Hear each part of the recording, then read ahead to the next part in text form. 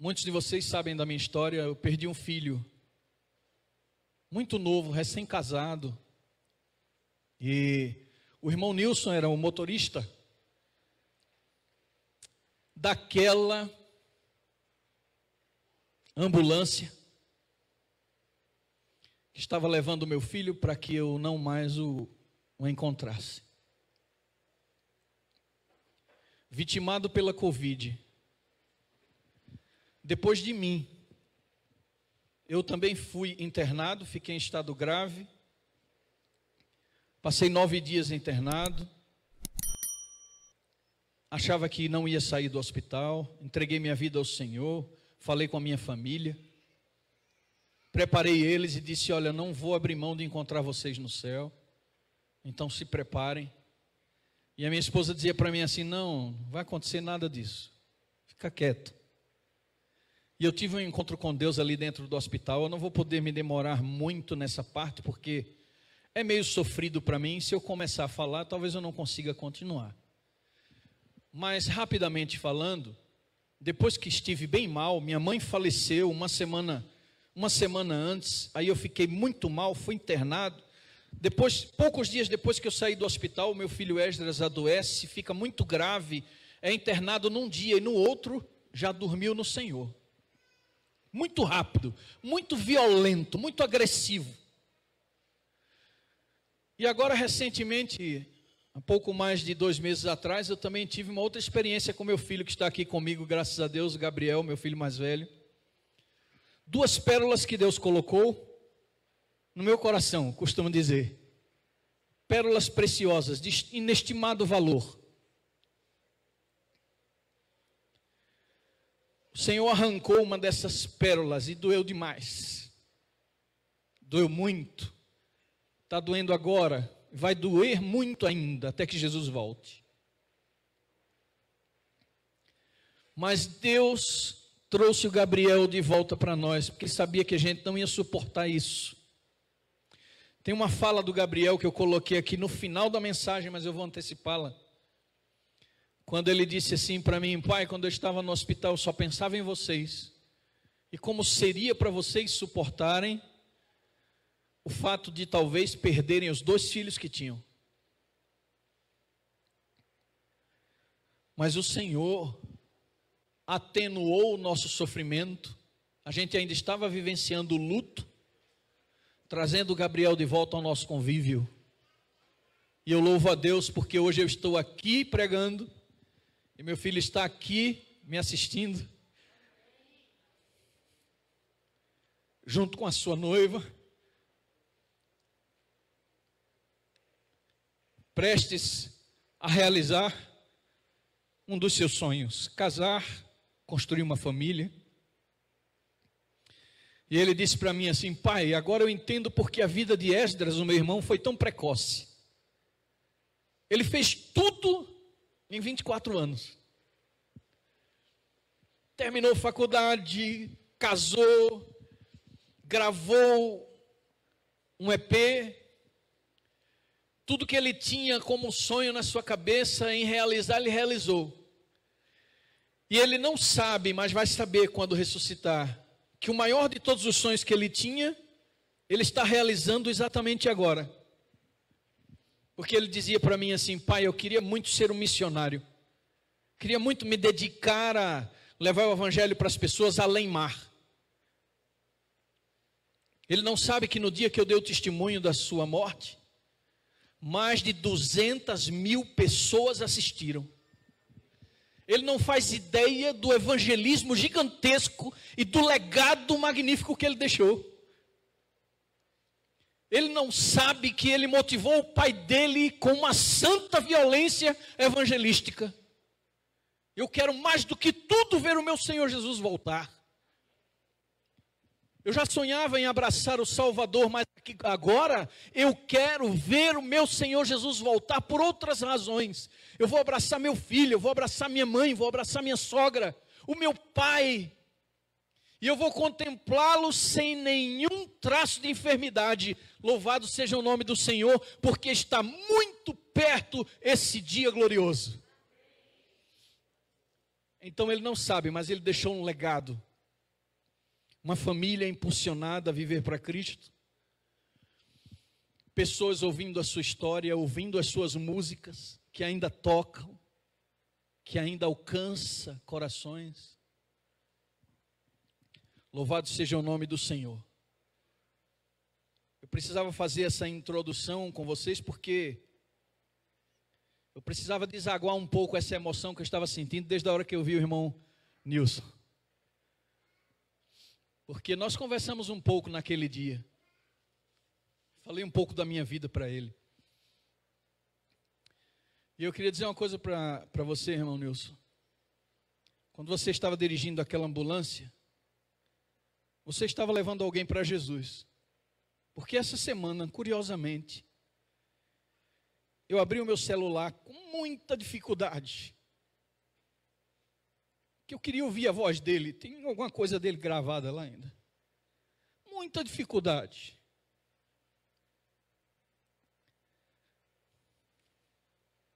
Aí eu vi uma das mensagens, quando eu disse assim para ele: filho, você está se cuidando? E ele disse assim: pai, a minha vida está nas mãos de Deus. Nossa, como eu chorei ao ler aquilo. A minha vida está nas mãos de Deus.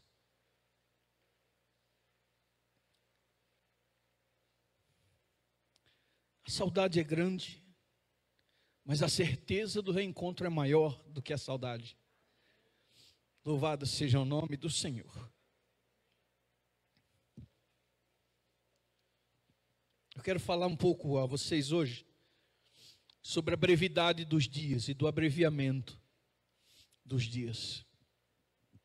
Eu sinto, queridos irmãos, que está acontecendo alguma coisa no mundo espiritual que eu e você talvez não estejamos enxergando como deveríamos. Mas está acontecendo. Não dá para negar. Eu tive um sonho recentemente. Eu dei um tema para essa mensagem, e o tema é os dias abreviados. O Senhor está com pressa. Eu tive um sonho esses dias.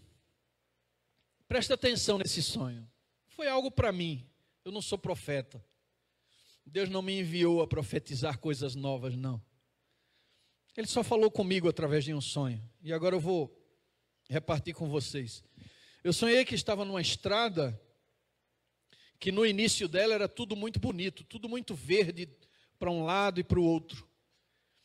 Parecia ser uma estrada com muito suprimento, porque nós estávamos como se estivéssemos caminhando há muito tempo ali, mas tinha provisão de um lado e do outro. Mas chegávamos num lugar, num momento, em que todo verde, aquela paisagem, desaparecia. Muito obrigado, querida.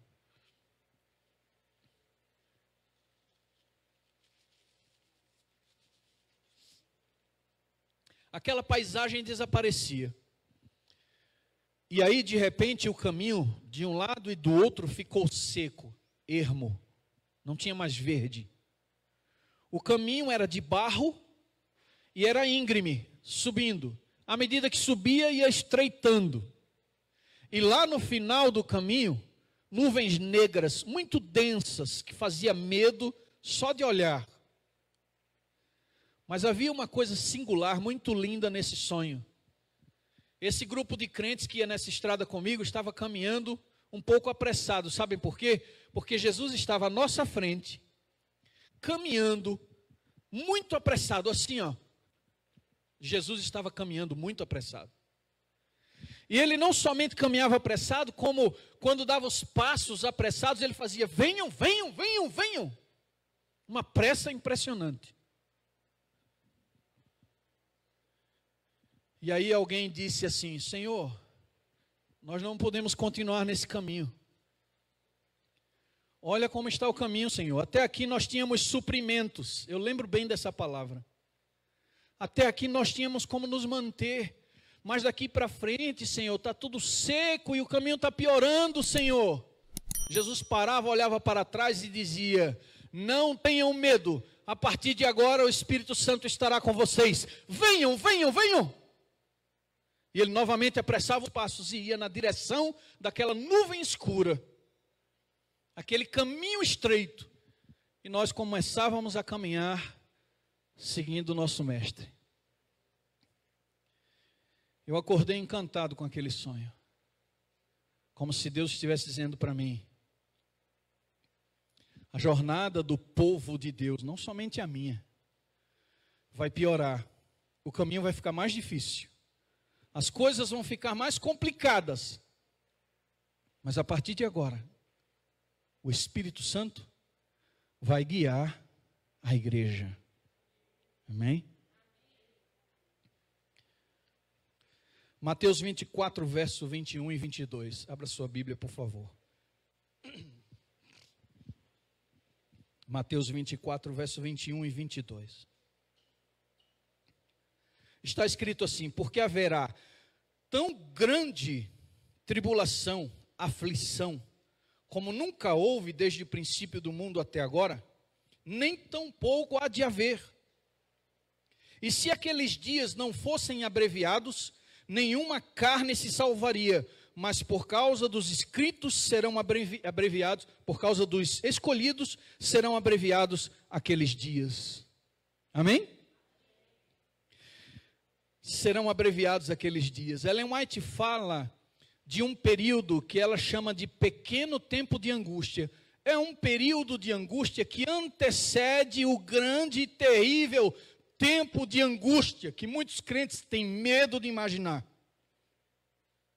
Porque é uma angústia que homem algum jamais vivenciou. Um aperto no coração e um desespero de alma que homem algum experimentou até os dias de hoje. Mas por que um pequeno tempo de angústia antes desse maior tempo? Provavelmente porque Deus está trabalhando e preparando uma igreja para esse período mais difícil. O comentário bíblico diz que Deus, em sua soberania, Jesus estava explicando isso aos apóstolos. Deus, em sua soberania e amor, limitaria o tempo por amor aos seus servos, por amor aos santos. Para que aqueles dias finais possam ser abreviados, os dias presentes precisam ser abreviados. E talvez você agora comece a pensar comigo, que eu quero conduzir você nessa jornada.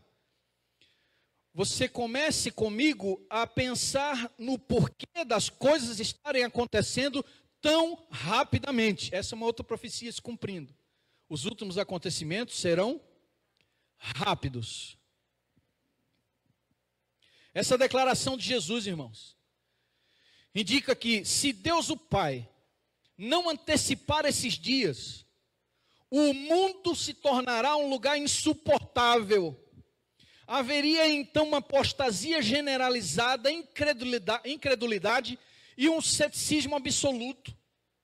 O próprio povo de Deus ia começar a perder a fé. E sabe o que acontece? Por que é que isso aconteceria? Porque nós estamos entrando num período que eu acredito que nós já estamos vivendo, em que a gente ora, Senhor faz, Senhor age, Senhor realiza esse milagre, Senhor cura, Senhor resolve, Senhor tira. E parece que a maioria das nossas orações estão começando a ficar aparentemente sem respostas. Quando Gabriel estava internado, nós orávamos todos os dias intensamente. Às vezes esbravejávamos, às vezes gritávamos orando de tanto desespero. Porque nós orávamos por melhora, por um milagre, e recebíamos notícias de piora. Nós orávamos pedindo milagre e recebíamos notícias de que as coisas estavam ficando mais complicadas. Quando Gabriel recebeu a notícia que ia sair da UTI para finalmente ir para a enfermaria, lá na enfermaria, eu já disse isso para ele, lá na enfermaria, Satanás tentou tirar a sua vida. Ele queria decepcionar milhares de pessoas que estavam orando para que o Gabriel sobrevivesse. Ele precisava colocar um ponto negro nessa história. Ele precisava sujar essa história com as suas mãos, mas Deus não o permitiu. Porque Gabriel já estava se recuperando e por um acidente dentro do hospital, quase ele morreu. E nem os piores momentos da Covid foram tão terríveis quanto o momento em que ele vivenciou depois que foi para a enfermaria. E eu conseguia ver no mundo espiritual que Satanás estava trabalhando. Ele queria interromper aquele processo, deixar todo mundo frustrado. Mas ainda assim, queridos, Deus trouxe o Gabriel para casa, mas sem um milagre potentoso. Eu disse: Senhor, não quero que meu filho venha como qualquer pessoa que está sendo curada e vai para casa. Não, eu quero ver a tua mão poderosa agindo. Gabriel teve que melhorar, esperar os dias, sofreu muito, praticamente um mês internado, foi entubado. Vocês sabem aquele momento em que Tomé se encontra com Jesus e diz assim: se eu ver, eu acredito. Jesus permite que ele veja, permite que ele lhe toque, e diz assim: porque viste e creste. Mas bem-aventurados são aqueles que não verão e crerão. Jesus inaugurou um outro tipo de movimento religioso a partir daquele momento. Muitas pessoas iriam começar a nascer e a vivenciar terríveis provações, iriam orar como o seu próprio servo Paulo orou: Senhor, tira de mim esse espinho na carne, e ele disse: não. E agora, um grupo de crentes estavam começando a se levantar, homens e mulheres que iriam orar e iriam ouvir um não.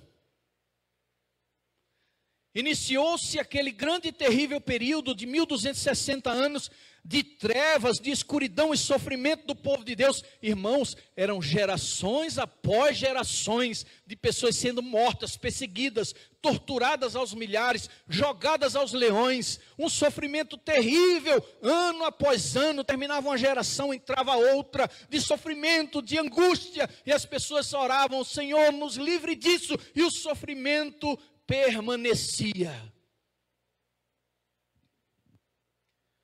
Por que precisamos ser experimentados em sofrimentos? Porque Deus nos reservou tamanha dor.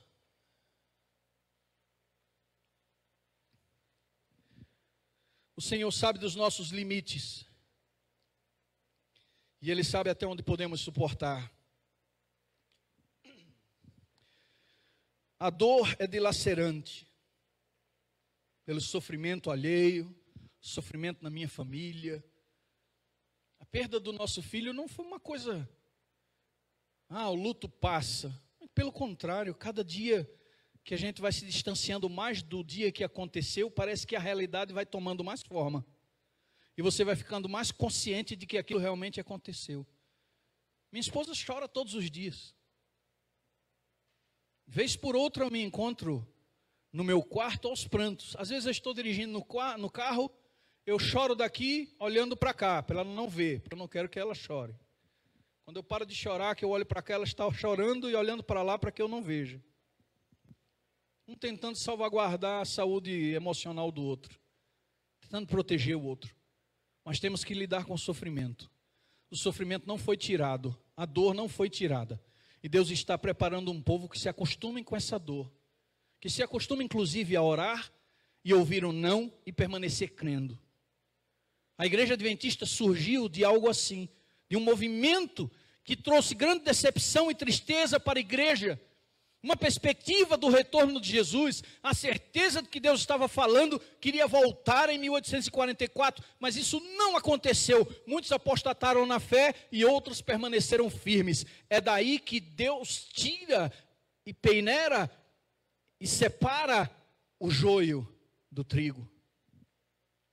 Pessoas que estão admitindo o sofrimento e continuam ainda assim a glorificar a Deus, estas pessoas estão vivenciando a maior de todas as experiências, estão sendo fortalecidas pelo Espírito Santo para viverem à vista de um Deus Santo.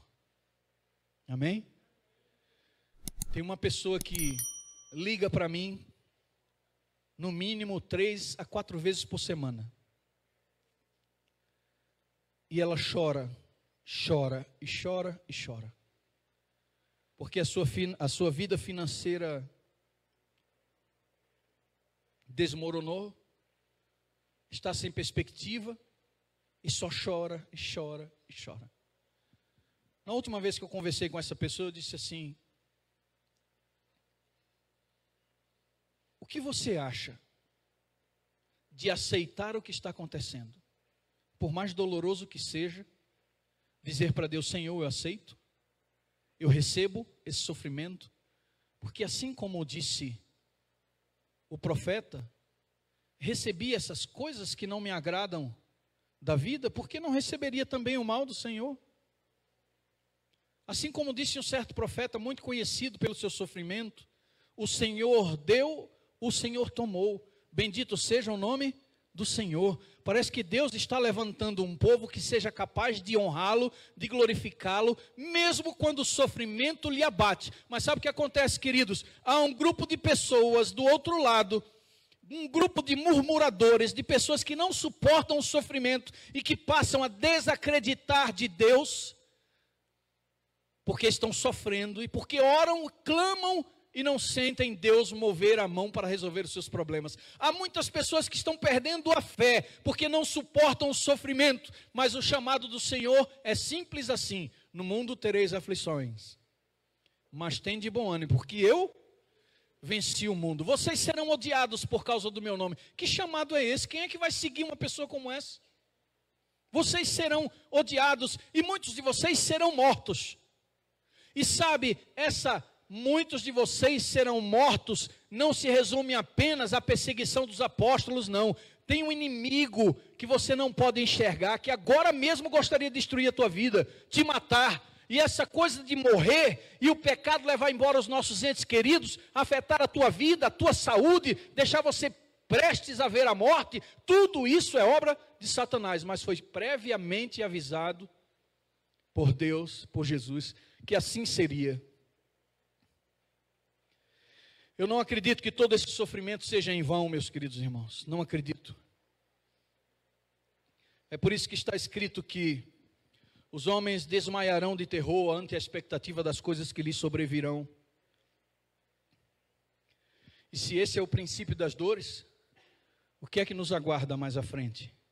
Assim como no meu sonho, o caminho parecia difícil, mas lá na frente estava bem pior. Muito escuro, muito estreito, íngreme. Porém o Senhor Jesus ia à nossa frente, muito apressado, muito apressado. E nos deu a esperança de que o Espírito Santo estaria conosco, para enfrentarmos esse momento mais difícil. Há uma geração inteira, meus irmãos, se perdendo. Uma geração inteira. Eu quero falar para vocês de alguns sinais. Há uma geração inteira de jovens, uma geração mergulhada em questões emocionais tão sérias, tão intensas, tão complicadas, que olha só, o suicídio é apontado pela OMS como a segunda maior causa de mortes entre os jovens atualmente. É tratado como um problema de saúde pública. Esse é um assunto que apenas uma vez no ano a gente fala sobre isso. Mas é algo que a gente precisa começar a ver como sendo um sinal profético. O mundo está mergulhado no caos. Os nossos jovens estão mergulhando numa crise emocional tão profunda que eles precisam urgentemente da bênção do Espírito Santo, de uma renovação espiritual, para que não sejam abatidos por essa maré de iniquidade que tem conduzido jovens a um sentimento de falta de esperança e vontade de tirar a própria vida. Segunda maior causa de mortes no mundo entre os jovens. Segunda, irmãos, vocês estão me ouvindo? Segunda. Então há uma pandemia suicida acontecendo aí no mundo. Uma pandemia, nós estamos falando de jovens, nós não estamos falando de pessoas da terceira idade que tiram a própria vida, nem de crianças, nós estamos falando de jovens, pré-adolescentes e jovens, entre 11 e 24 anos de idade em média. Tem coisa muito séria acontecendo. E parece que as coisas estão acontecendo tão rápido, tão rápido, tão rápido, que para mim está mais do que claro porque Jesus está andando tão depressa. Porque as coisas estão vindo uma atrás da outra.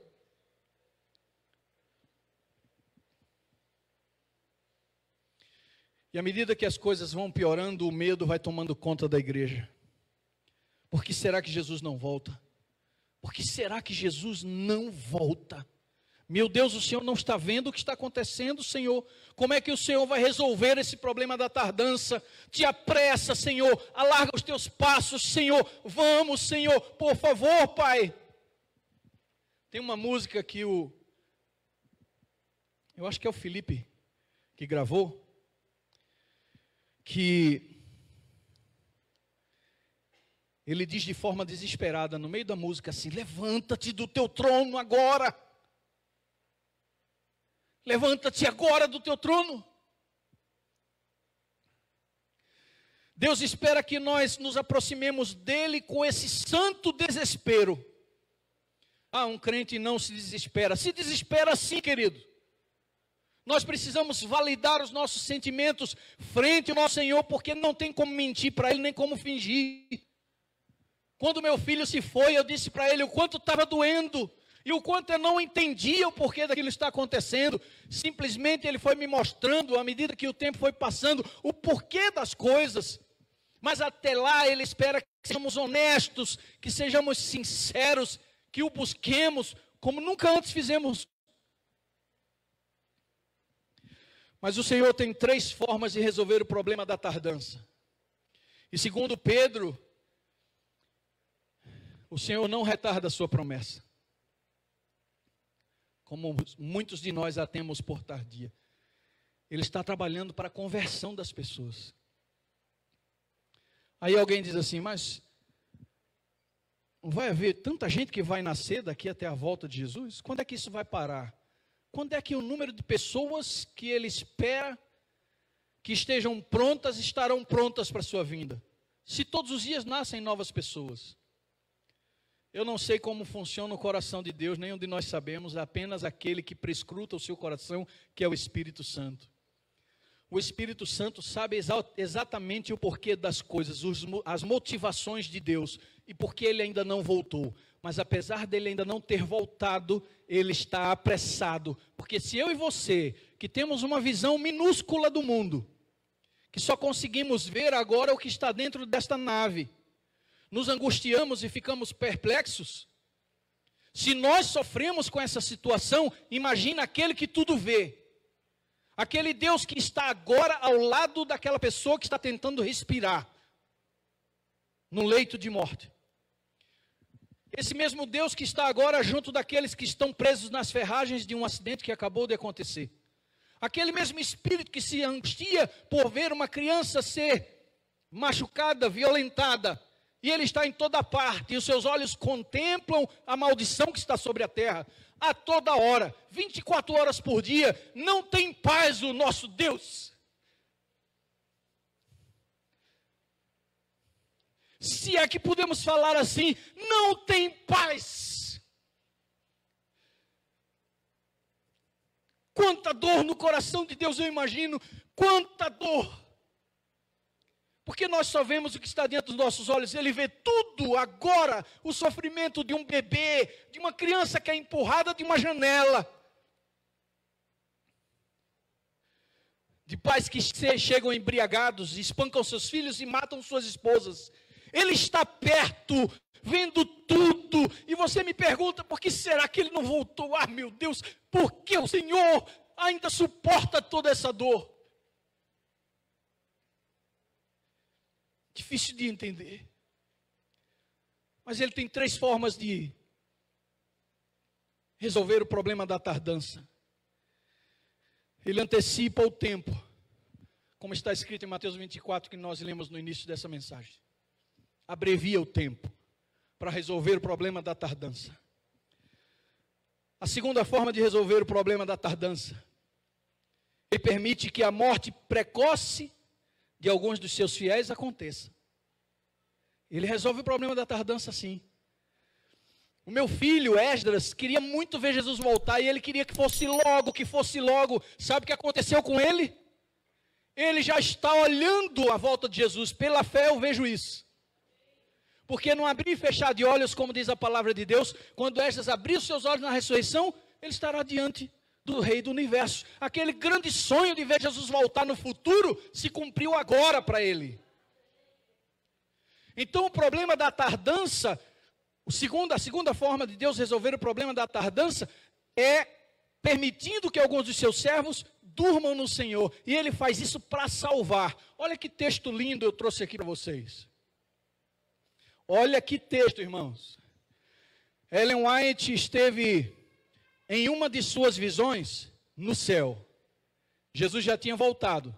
E ela já estava lá vivenciando os primeiros dias da eternidade. E olhem o que ela viu. Todos nós fomos debaixo da árvore e sentamos-nos para contemplar o encanto daquele lugar maravilhoso. Quando os irmãos Fitch e Stockman, que tinham pregado o evangelho do reino, a quem Deus depusera na sepultura para os salvar,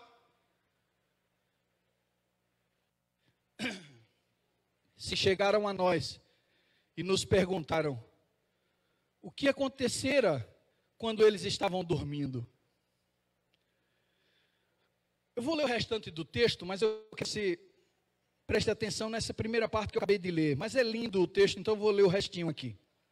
Tentamos lembrar das nossas maiores provações, mas parecia tão pequenos em comparação com o peso eterno de glória muito excelente que nos rodeava, que nada podemos dizer-lhes, e todos exclamamos, aleluia, é muito fácil alcançar o céu.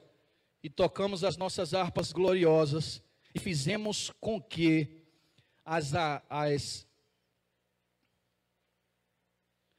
arcadas do céu reboassem.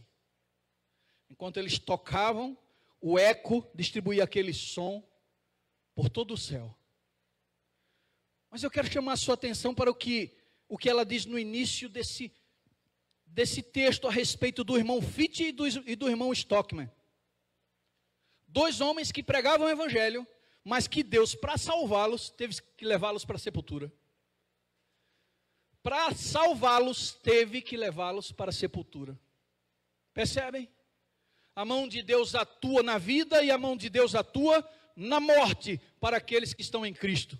Porque quem crê em mim, disse ele, ainda que morra, viverá. Então a morte não acaba com tudo, não. A morte não é o fim de todas as coisas, não. Desde que estejamos em Cristo. É só o começo. Louvado seja o nome do Senhor. Ele enviará o Espírito Santo. É a terceira parte. Terceiro aspecto da forma como Deus resolve o problema da tardança. Primeiro, ele abrevia os dias. Segundo, ele permite a morte dos seus fiéis.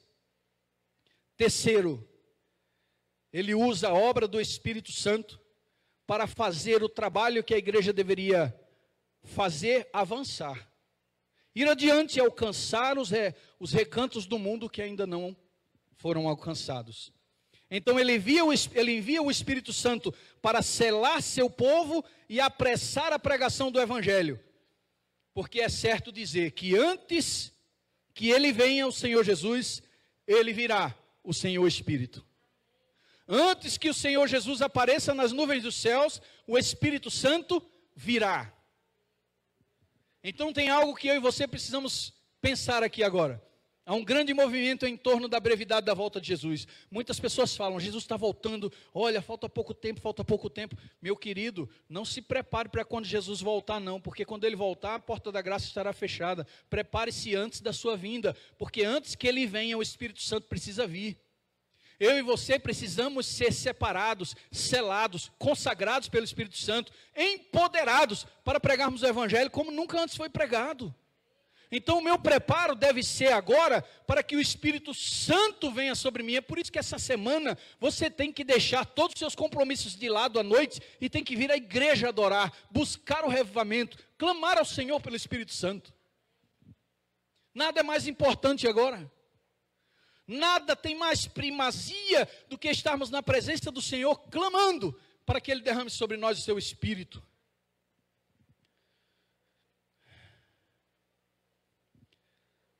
Antes que Ele venha, antes que o Senhor Jesus venha, Ele, o Espírito Santo, virá. Assim como Jesus disse há algum tempo atrás, quando os apóstolos não queriam que ele fosse embora: se eu não for, Consolador não virá. Da mesma forma, na dispensação do Consolador agora, a premissa muda. Se o Espírito não vier, o Salvador não virá. Então o Espírito Santo precisa vir sobre a igreja, sobre nós, para que o Salvador Jesus possa voltar. Amém, queridos? Essa é a maior de todas as responsabilidades da igreja hoje. Pedir e buscar o Espírito Santo. Ellen White disse que nós estamos muito mais desejosos, Deus está muito mais desejoso em conceder o Espírito do que a igreja em recebê-lo. Isso precisa começar a mudar. A igreja precisa sonhar com o Espírito. Imaginar uma vida vivida na presença do Senhor Jesus. Imaginar uma vida compatível com o convite que Jesus fez, dizendo assim, que a vida ia ser difícil para a gente, complicada. Mas ele disse, o meu jugo é suave e o meu fardo é leve. Para que o teu jugo se torne suave e o teu fardo leve, você precisa que antes que Jesus venha, o Espírito venha sobre você. Louvado seja o nome do Senhor. Os dias precisam ser abreviados. Jesus está com pressa. Ele está apressado. Ele não aguenta mais ver o mundo como está. Observe comigo, será que nós estamos vivendo um momento de crise compatível com o cenário religioso, com o cenário profético que a igreja tanto pregou? Catástrofes naturais que se intensificam a cada dia. Pestes preditas por Jesus alcançando o seu ápice numa pandemia que agora genuinamente se tornou mundial. Números alarmantes da violência, feminicídio, terrorismo e pedofilia. Demônios dominando homens com um tipo de possessão moderna. Você não vê mais praticamente pessoas se debatendo possuídas, mas você vê homens abusando de bebês. Você vê homens atacando as mulheres nas ruas, atacando as pessoas nas ruas. Essa semana, um homem simplesmente entrou no carro de um Uber e esfaqueou o motorista por trás. Queridos, é um cenário tão terrível, tão alarmante, tão grotesco, que a gente não pode dizer que as coisas não estão acontecendo. É como se o Espírito Santo tivesse sim começado a se retirar da terra. E essas não são as minhas palavras. É o Espírito de Profecia que diz.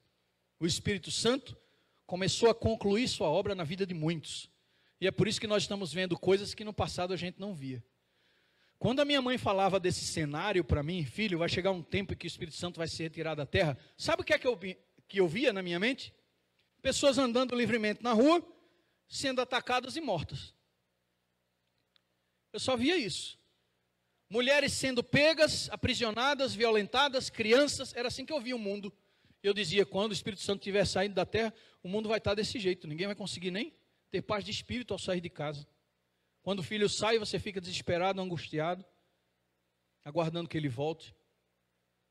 E nós estamos contemplando esse cenário, queridos. Nós estamos contemplando esses cenários. Imoralidade institucionalizada e casamentos abomináveis.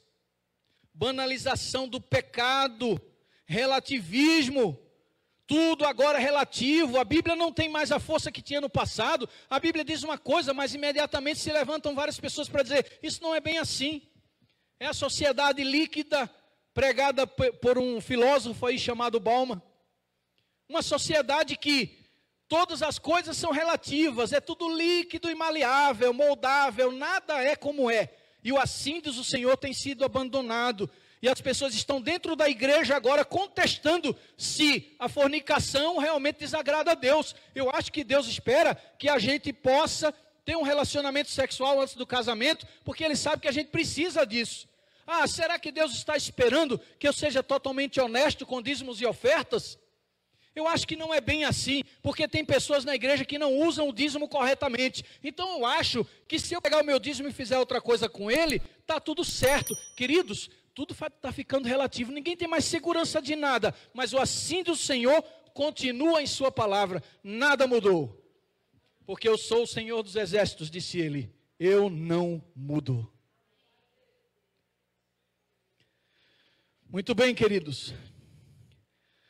Além de tudo isso, banalização do pecado, apatia e frieza da maior parte da igreja, dissensão, vaidades, propósitos não santificados. E eu quero falar isso agora para vocês. Olha, talvez vá doer, mas eu preciso falar porque Deus falou comigo e doeu quando Ele falou. Propósitos não santificados. Quantos de nós chegamos aqui, pegamos esse microfone para pregar, na expectativa de que as pessoas gostem da nossa mensagem? E quando pegamos esse microfone para cantar, na expectativa de que as pessoas gostem da forma como eu estou cantando? Às vezes até ajoelhado no meu quarto orando, sozinho. Alguém abre a porta, entra e me vê. Aí eu escuto o som da porta abrindo e sei que alguém entrou. E na minha mente vem assim, fulano está vendo que eu estou orando. Sabe, queridos, aquela cesta básica que você coloca no seu carro e vai levar para alguém, e você entrega, e você fica na expectativa de ser visto por aquilo que você está fazendo. Você espera que até o próprio Deus olhe para você e diga, que coisa linda o que esse homem está fazendo, o que essa mulher está fazendo. Santificação dos propósitos, queridos, é nada mais, nada menos que abrirmos mão definitivamente da própria glória para a exaltação do nome do Senhor. Que eu queime nesse lugar, mas que o nome do Senhor seja glorificado. É dar a Deus o que Ele pede com uma mão, como Ele explicou, sem que a outra veja. Exaltação própria, tudo que eu faço tem a ver comigo. Não, para com isso, querido. A tua adoração deve ser para Deus, o teu louvor deve ser para Deus. Querido, quando você for convidado a cantar na igreja, vem orando da tua casa, fala com Deus lá somente por isso. Pede a Deus no caminho inteiro. Senta aqui e diz, Senhor, não deixe que eu me exalte. Se esse playback parar e eu tiver que desafinar, que aconteça qualquer coisa, mas que o teu nome somente seja glorificado. Isso é santidade de propósito, é a vontade de que todos os nossos atos honrem a Deus e não a nós mesmos. É o egoísmo sendo jogado por terra, sendo pisado, rejeitado, para a honra e glória do nome do Senhor. Muito bem, queridos. Além da apatia, propósitos não santificados, nós estamos vendo algumas profecias modernas. Cientistas declarando que a humanidade tem apenas 7 anos para agir em relação à salvação do planeta. O relógio do fim do mundo, todo mundo conhece. Os cientistas estão dizendo, nós não temos mais tempo. Enquanto nós que conhecemos o tempo, como a Bíblia diz, vós que conheceis o tempo, sabei quando as coisas estão para acontecer. Nós conhecemos o tempo e não estamos tão apressados. O mundo que não conhece o tempo, conhece apenas através da ciência, está muito mais apressado do que nós, o povo de Deus. E eles estão angustiados com o futuro do planeta. Isso é um sinal. Pressão popular, partindo da Europa, para o estabelecimento de um dia chamado Domingo Climático. As pessoas estão se arregimentando. Eu queria trazer um vídeo para vocês aqui, acabei não conseguindo. Um vídeo que foi elaborado agora pelas autoridades europeias, de um grupo de crianças e famílias, milhares de pessoas reunidas, cantando uma música, e na música diz assim, traga-nos o domingo climático, a justiça climática precisa ser estabelecida, traga-nos o domingo climático, pressão popular para o estabelecimento do domingo climático, frieza e apatia generalizada, o amor desaparecendo da igreja, um relativismo satânico que lança sombra sobre as nossas crenças fundamentais, apostasia, preparativos exaustivos, sabe para quê, irmãos? Para a vinda do anticristo. Alguém que espera o mundo venha para salvar o planeta da sua ruína, do seu destino sombrio. Recentemente o Papa Francisco declarou que a observância do domingo requer não comprar e nem vender. Isso lhe lembra alguma coisa? Eu gravei recentemente um vídeo sobre isso, coloquei no nosso canal. O Papa dizendo que a santificação do domingo, o respeito ao domingo, requer não produzir as indústrias, ninguém produz nada, todo mundo descansa, ninguém compra e ninguém vende. E o que é que diz Apocalipse, e também o livro de Daniel apoia? que um dia será imposta à consciência dos seres humanos uma certa marca na mão e na testa, a consciência e o trabalho, que deve estabelecer quem pode comprar e vender. Eu achei muito curioso que o Papa, num vídeo aberto, falasse tão claramente a esse respeito. Mas é só para você observar. Louvado seja o nome do Senhor, porque para mim, esses são sinais da sua vinda.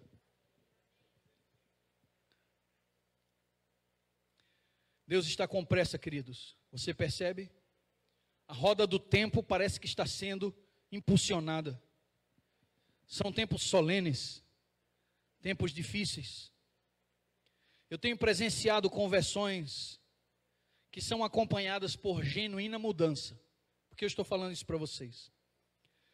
Presta bem atenção, isso é bem delicado o que eu vou falar aqui para você, muito delicado. Como eu moro em Engenheiro Coelho, eu vou falar e depois vou embora. Vocês ficam aí falando mal de mim depois. Mas a Bíblia diz que chegará um tempo em que as pessoas da própria igreja não suportarão mais ouvir a sã doutrina. O que será a sã doutrina? Jesus entra na minha vida e ele diz assim: você confia em mim? E eu digo: confio. Aí ele diz assim: eu vou te dar glorificação, eu vou justificar você através do meu sangue e eu vou santificar você. Eu vou te ajudar a lidar com os teus defeitos de caráter. Eu vou dizer para você o que eu espero de você e vou te dar força para isso. E ele dá para mim vários textos e para você também. Ele diz que quando oramos devemos dizer o quê? Não me deixe cair em tentação. Ele diz: olha, passa essa responsabilidade para o Pai, é melhor, você não tem forças. Então pede a Deus: Senhor Deus, não deixe que eu caia em tentação. Aí o Pai se responsabiliza. Ele também diz: aquele que começou uma boa obra na vida de vocês, ele vai completar essa obra até o último dia. Ele também diz lá em Judas, que só tem um capítulo, verso 24, ele diz assim, ó: aquele que é poderoso para vos guardar de tropeçar e para vos conduzir em santidade e alegria diante da sua presença. Ele também disse lá em Ezequiel: eu mesmo sou quem apago as tuas transgressões, eu vou dar para você um coração novo, capaz de obedecer. Então eu tenho primeiro boas novas para dar para você aqui. Primeiro são as boas novas, é bom de ouvir isso, depois eu vou falar do que é ruim. Mas primeiro as boas novas: Deus está se responsabilizando pela minha justificação, minha santificação e minha glorificação.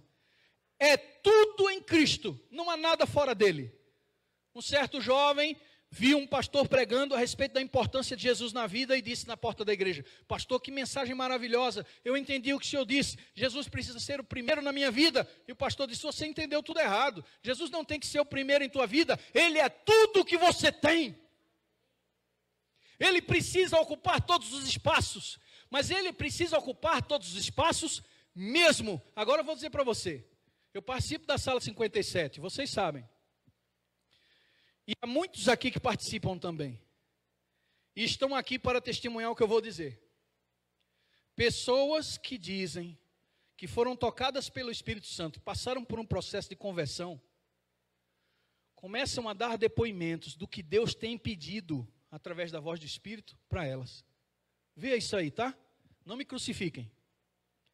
Essas pessoas que estão passando por esse tipo de transformação estão dizendo assim: o Espírito Santo deixou claro para mim, pastor. Normalmente é para o pastor Wagner que eles dão esse testemunho. Pastor Wagner, o Espírito Santo tem falado claramente comigo. Ele disse para mim: vai até o teu pai que você está de mal. E mesmo que ele tenha errado com você, pede perdão para ele. Sabe o que você deve fazer também? Sabe aquela novela que você é viciada? Você precisa abrir mão dela. Porque agora comigo, você precisa se alimentar 100% das coisas que são de Deus. Nós estamos, queridos irmãos, abro agora um adendo, num período que eu considero um período sabático, que é o tempo do juízo, que começou desde 1844. Assim como para Israel, aquele dia era considerado sábado, e eles tinham que se consagrar como sábado, nós estamos vivendo o dia da expiação desde 1844, num período sabático. Simbolicamente, Deus espera de nós uma postura sabática. Aí vocês vão entender mais ou menos o que eu estou dizendo. Há muitos crentes ainda que dia de sábado não veem novela, nem assistem filmes. Mas durante a semana assistem. A postura sabática é assim: não quero mais, meu filho, que você alimente a sua mente vendo violência, sexo sem compromisso, traição, palavrão. Não, meu filho. Eu preciso trabalhar na sua mente, você precisa se abster dessas coisas. Aí nos testemunhos da sala 57, é quase unânime. Você vê pessoas chegando e dizendo assim: depois que o Espírito Santo me tocou, ele me ajudou a perder o gosto pelas séries da Netflix que eu acompanhava e maratonava. Ele me fez perder o gosto por aqueles filmes que eu assistia, que eu era tão viciado. Ele me fez tomar decisões que jamais eu imaginava que seria capaz de tomar.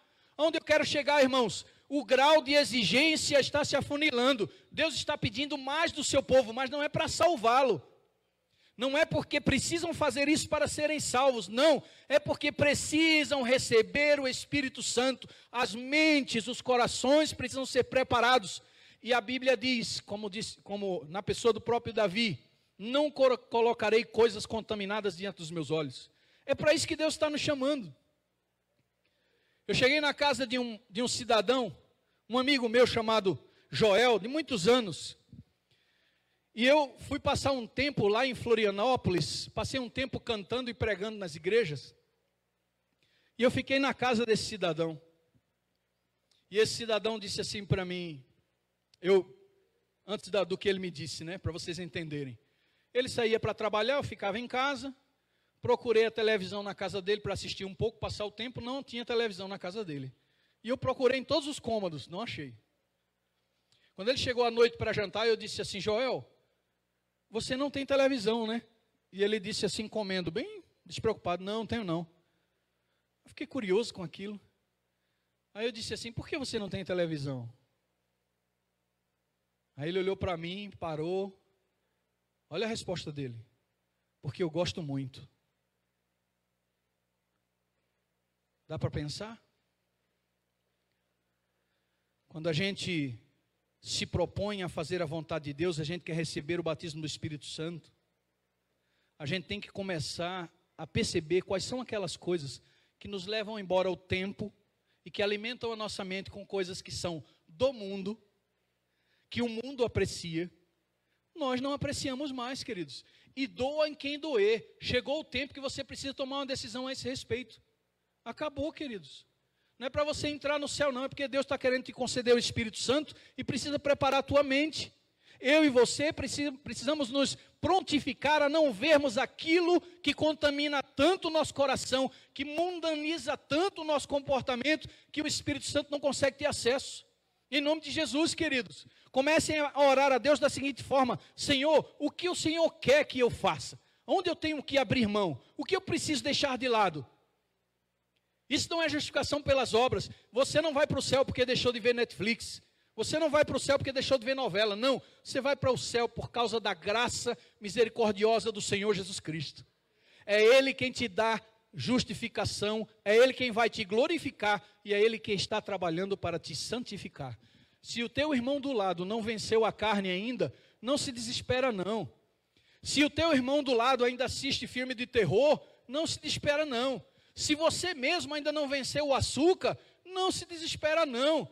A gente está fazendo aqui um discurso legalista. Sabe por que você não pode se desesperar?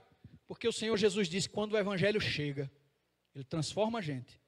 Mas Ele não deixa todo mundo igual não. Quando Jesus voltar, haverá graus de santidade. Isso é possível sim. O próprio Jesus disse lá, quando o Evangelho vem, uns dão fruto a 10%, outros a 20%, outros a 30%, outros a 40%, outros a 50%. Ele disse, e outros até em 100%. Em outras palavras, Jesus está dizendo para mim e para você: deixa de olhar para o teu irmão ao lado, porque cada um tem o seu nível de compromisso com Deus, a sua fase de crescimento, e começa a olhar para você mesmo, porque o Espírito Santo vai vir sobre você, não vai vir sobre a sua igreja, porque você é a igreja. Amém? Não adianta a gente ouvir uma mensagem e dizer assim: olha o que ele está dizendo aí, está vendo aí? Fulano, está vendo? Marido, ouviu? Não, queridos, essa mensagem é para você. Essa mensagem tem tocado a minha vida, por isso que eu estou compartilhando com vocês. E eu não me importo mais se isso vai causar coceira nos ouvidos. Eu tinha medo de falar sobre isso. E eu não acho que, volto a repetir, não acho que isso precise acontecer para que vocês sejam salvos. Mas isso precisa acontecer para que o Espírito venha preparar vocês para serem salvos. Porque antes que Jesus venha em glória, o Espírito Santo virá. E ele precisa de um povo que está preparando a sua mente para ser capaz de ouvir a voz do Espírito Santo. Não é uma voz que incomoda. Não é uma voz chata. Mas a nossa condição, às vezes, faz com que ouçamos essa voz de forma insuportável. Não aguento ouvir isso, pastor, que o senhor está falando. Isso é muito complicado. Uma vez os apóstolos, os discípulos, né, aquelas pessoas que seguiam Jesus, depois que ele falou determinadas coisas muito duras, eles disseram, muito difícil ouvir isso. Tiveram coceira nos ouvidos. Saíram, diz a Bíblia, para não mais andar com Jesus. E Jesus, triste, olhou para aquele restinho de pessoas que ficaram ali e disse, e vocês também não vão me deixar? E aí os apóstolos dizem aquela declaração tão linda, Senhor, para onde nós iríamos se só Tu tens as palavras de vida? Que você consiga ver vida na palavra de Deus nesta manhã. Que você receba esse alimento, que você mastigue, que você possa digerir esse alimento e possa fazer decisões, tomar decisões. Eu costumava dizer, nunca mais eu disse nos sermões atuais, mas no passado eu dizia muito, cada sermão é uma oportunidade de uma decisão. Não importa não, pastor, já tomei essa decisão, voltei atrás, voltei atrás, não importa. Toma de novo, confia ao Senhor as tuas obras e os teus pensamentos serão estabelecidos. Amém? Precisamos amar a vinda do Senhor Jesus. Eu não sei se o irmão tem aí atrás uma música de fundo para tocar, porque eu quero encerrar essa mensagem, levando vocês a imaginarem aquele grande dia da volta de Jesus. Há muitas promessas, diz a Bíblia, para aqueles que amam a sua vinda. Vou usar uma expressão aqui um pouquinho chula. Irmãos, eu estou doidinho para que Jesus volte. Desesperado. Eu estava dizendo ao meu irmão Nilson e a minha irmã Valdirene ali no quarto. Não tenho mais interesse nenhum nessa vida não. Não quero mais nada disso aqui.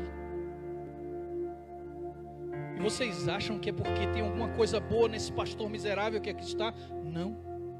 Sabe por que eu perdi o interesse por essa vida? Porque Deus me mostrou que essa vida dói demais, dói tanto que eu não consigo parar de almejar que esses céus sejam rasgados, que Ele volte. Meu Deus, aquele bebê, Senhor, aquele bebê, Pai, assim como nos dias de Moloque, colocado sobre os braços incandescentes de Moloque, iam fritando até cair dentro da barriga do deus Moloque, dentro de uma fogueira. Crianças eram oferecidas. Pai, bebês sendo maltratados, espancados, bebês violentados, pessoas inocentes sendo condenadas,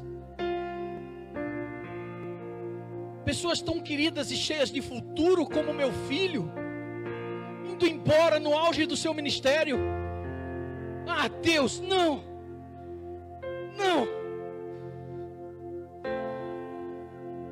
meu querido, você está tão cego,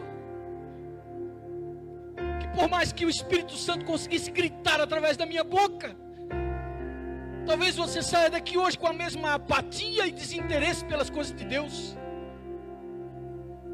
Oh, Deus, tenha misericórdia. Tenha misericórdia, Deus, da tua igreja.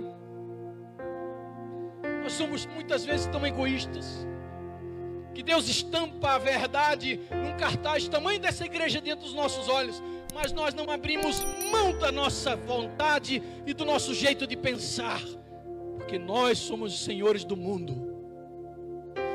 Deus, tenha misericórdia de mim. que Ele me quebre. Eu li um texto ontem de Ellen White dizendo assim: há um povo que vai sucumbir no período da grande tribulação. E ela dizia: porque não foram quebrados ao cair sobre a pedra que é Cristo. Não foram quebrados. Você precisa ser esmiuçado, quebrado, como diz o pastor Moreira. O vaso quebra na mão do oleiro. É ali nas mãos de Deus que muitas vezes nós somos quebrados, irmão. Irmão Nilson, às vezes a gente é quebrado nas mãos do oleiro, mas esse é o amor de Deus. Ele está se manifestando para salvar a igreja, para salvar o seu povo. E Ele permite que o sofrimento venha, que é para você odiar, rejeitar esse mundo terrível e tenebroso, e passar a sonhar com as coisas de Deus, se importar com elas, fazer uma oração decisiva, a maior de todas as orações. Pai, se possível for me quebrar, destruir minha vida, me colocar em cima de uma cama, fazer com que eu perca toda a minha família, como perdeu Jó. Não importa o que aconteça, Pai, não importa que o mundo vire pelo avesso diante de mim, mas que a minha alma seja salva. Se você fizer essa oração perigosa, difícil de ser feita, o Espírito Santo se levantará poderoso para reinar em tua vida. Eu creio. Se você quiser, feche os seus olhos. Se você não quiser, continue olhando para mim.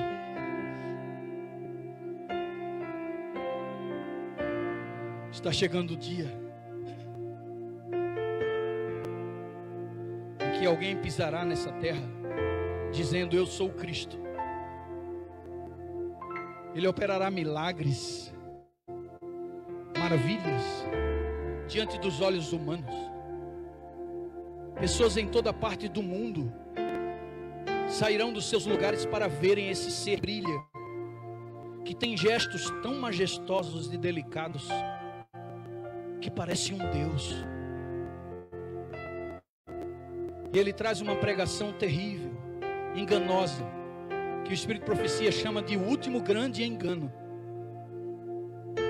Ele fala de maneira tão sublime, que todos acreditam que a unidade, que a união faz a força, e que se todos estiverem unidos num só propósito, de reverenciarem a Cristo no dia do domingo, em homenagem à sua ressurreição, então Ele mesmo cuidará de resolver os problemas da raça humana.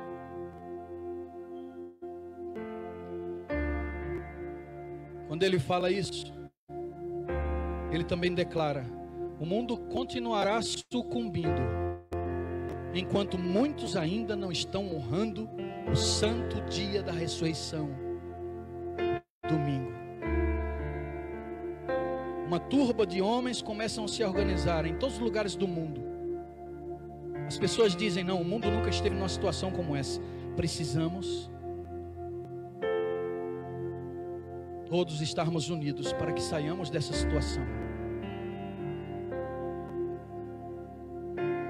Uma perseguição começa ao povo de Deus, aqueles que não aceitam o domingo, a marca da besta. São pessoas que são fiéis ao assim diz o Senhor, não abrem mão disso. Lá estão homens e mulheres, começam a perseguir o povo de Deus, e o povo de Deus tem que abandonar suas casas. E você pode imaginar uma família saindo da sua casa, deixando tudo para trás, e alguém diz assim: não vamos pegar pelo menos a chave do carro? Não, deixa tudo para trás, vamos sair a pés, vamos deixar que Deus nos guie. Famílias inteiras saindo de suas casas, outras famílias são divididas. Vocês estão loucos, não temos que sair de casa agora. E outras pessoas saem da casa e vão se refugiar nos montes, enquanto outros ficam dentro de casa dizendo: estão loucos estes. A perseguição se avoluma. Demônios tomam conta daqueles seres, daqueles homens que estão perseguindo o povo de Deus. A perseguição fica terrível. O ódio toma conta de toda a raça humana, porque julgam que toda a desgraça do mundo está acontecendo por causa destas pessoas que rejeitam essa lei internacional. O povo de Deus mergulha numa angústia profunda. Escondidos nos lugares mais secretos que puderam achar, oram a Deus e dizem: Senhor, até quando esse sofrimento? Até quando falaremos contigo e não te ouviremos? Senhor, fala conosco. E uma angústia profunda começa a tomar conta da igreja. Medo de que o Senhor Jesus, ao aparecer no céu, eles não estejam prontos, a igreja não esteja pronta. E eles clamam ao Senhor em oração, mas o Senhor Jesus não está mais no seu santuário. A porta da graça está fechada. A angústia toma conta, porque todos aqueles homens de Deus e mulheres de Deus sabem que não adianta mais orar. E no auge da sua angústia, no momento mais difícil, um grande trovão é ouvido. A terra toda treme. As pessoas ficam alarmadas. Os ímpios não entendem nada, mas da voz daquele grande trovão ouve-se a voz de Deus, o Pai, dizendo para o seu povo: não temam, eu vou chegar a tal dia e tal hora, dia e hora da sua vinda. O povo de Deus então recebe um refrigério encantador, um sentimento maravilhoso de perdão e certeza da salvação. Dizem eles: nós ouvimos a sua voz, nós ouvimos a sua voz. Poucos dias se passam, e no cume do monte as pessoas começam a se arregimentar para aquele dia e hora que o Senhor marcou para o encontro. Todos os montes começam agora a ficar preenchidos pelos santos que estão ali refletindo santa consagração, numa expectativa do retorno do Senhor Jesus. Uma pequena nuvem aparece no céu, uma nuvem do tamanho da mão de um homem. Essa nuvem vai crescendo e ela começa a se expandir em outras pequenas nuvens, em outras pequenas luzes que vão se espalhando pelo céu azul, até que o céu inteiro esteja coberto de branco e prata. São todas as hostes celestiais cobrindo o manto azul. O céu é rasgado de um lado a outro, uma imensa porta no universo se abre. A porta que é aberta para a passagem do Salvador. Aquele Cristo que antes parecia fraco e frágil, pendurado na cruz, agora começa a se manifestar em poder e muita glória. E à medida que ele se aproxima da terra, na base do seu trono, todo o céu está em chamas. O fogo é a base do seu trono. E diz a palavra de Deus que os elementos se abrasarão. Essa é uma expressão bíblica para explicar uma parte da ciência. Os elementos se abrasam quando há explosões atômicas. Então Jesus se aproxima da terra, e à medida que ele se aproxima da terra, explosões atômicas na base do seu trono acontecem, e toda a terra treme. Os ímpios morrem de pavor. Alguns são destruídos pela manifestação da sua glória. Outros procuram se esconder nas cavernas, fugir da glória daquele que está sentado no trono. O Senhor dos exércitos levanta-se do seu trono, toma a sua trombeta e põe na sua boca uma trombeta dourada que ilumina todas as pessoas que estão ali presentes. E ele toca a sua trombeta, e ao soar da sua trombeta, os mortos em Cristo ressuscitarão. Os túmulos serão abertos por um grande terremoto, e aqueles que morreram em Cristo ressuscitam glorificados e contemplam a face do seu Salvador. Oh, louvado seja o nome do Senhor. Aqueles que desceram à sepultura, tão massacrados pelas doenças, pelos acidentes, agora acordam glorificados, renovados. Nenhum traço de enfermidade pode ser contemplado no rosto daquelas pessoas. Aqueles pequenos pontos de luz no céu, anjos alados, começam a descer daquela imensa nuvem que cobre todo o azul. Em vários lugares do planeta eles começam a descer, tomam pelas mãos o povo de Deus, e um por um é apresentado diante do Cordeiro de Deus que tirou o pecado do mundo. Todos se ajoelham ante a sua presença, todos abraçam o seu Salvador, todos choram, todos encontram o seu anjo que sempre esteve com ele. Todos têm essa experiência do encontro com Jesus. E quando todos passam por essa experiência, uma viagem interplanetária começa. O Senhor Jesus dará para cada um, quem sabe, uma carruagem de fogo parecida com a de Elias. E ali o povo de Deus se une numa imensa comitiva, uma multidão que não se pode enumerar, de carros de fogo, indo em direção a Canaã celeste. Por vários dias estaremos viajando, atravessando o universo, voltando para casa. Por fim, ao chegar na porta da cidade santa, o Senhor Jesus descerá do seu trono e irá até a porta da cidade. A multidão de salvos estará diante dele. No meio dessa multidão caminha Adão e Eva, aqueles dois gigantes. Adão se apresenta diante de Jesus, cai ajoelhado e depõe a sua coroa aos pés do seu Salvador. Jesus o levanta pela mão e o abraça. E é possível que o Senhor nessa hora diga para Adão: vê, Adão, como eu renovo todas as coisas. E depois desse encontro maravilhoso com Adão e Eva, o Senhor olha para a multidão dos seus filhos redimidos, comprados pelo sangue do Cordeiro, e diz as benditas palavras que todos nós sonhamos ouvir: vinde, benditos do meu Pai, possuí por herança o reino que vos está preparado desde a fundação dos séculos. Ali a morte não mais existirá, nem pranto nem dor. Estaremos para sempre com o Senhor. Amém. Todas as coisas, animadas e inanimadas, em sua perfeita beleza, em seu perfeito louvor, declaram que Deus é amor. Amém? Eu quero fazer um apelo à igreja hoje. Você gostaria de dizer para Deus: Senhor, põe de novo o amor à tua vinda no meu coração? Se você quer dizer isso genuinamente, se você ainda não está pronto, ora mais um pouquinho.